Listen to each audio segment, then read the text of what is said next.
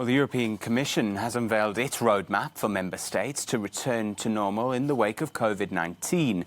The plan calls for more communication between member states when lifting lockdown measures. Some countries have already eased restrictions, including Italy, Spain and Denmark. Commission President Ursula von der Leyen warned that uncoordinated action could lead to a spike in cases. She's calling for large-scale testing and is asking member states to notify the Commission before easing restrictions. Political analysts have given mixed reviews on how they think the EU has responded to the pandemic, as our political editor Darren McCaffrey reports from Brussels. From Rome to Paris and Berlin, Europe has been in lockdown, as millions across the continent have been largely confined to their homes. But as the virus rates slow and the economic bill mounts, everyone is trying to think of a way out. Today, the European Commission presented its exit plan, trying to coordinate an EU-wide response. But so far, there's been very little of that.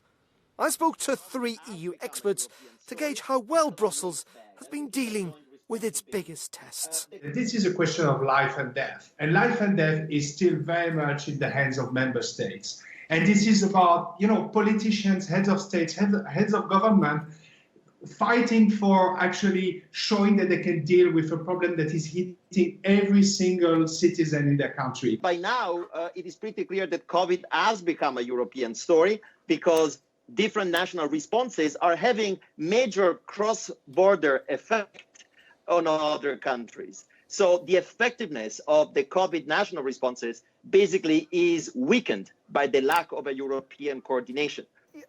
It's almost as if Brussels isn't there. Is anyone actually listening to what the Commission or Council have to say? What I wonder sometimes is to what extent this is because of member states doing their own thing and turning inwards, and to what extent can we really blame the Commission and collective instruments for this failure.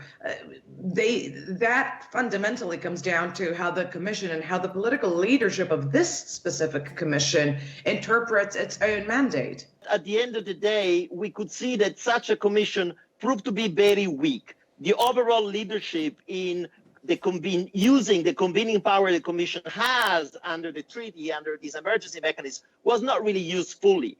I think it's funny, right? The cyclicality, going through the same motions roughly every 5 years. There's a crisis, everyone does their own thing, there's a lot of acrimony, finger pointing, exchange of blame, things kind of fall apart, but at the last minute they don't fall apart, the Commission glues it all back together, and we stumble on to the next thing. Political leaders also fighting for their future and for their ratings.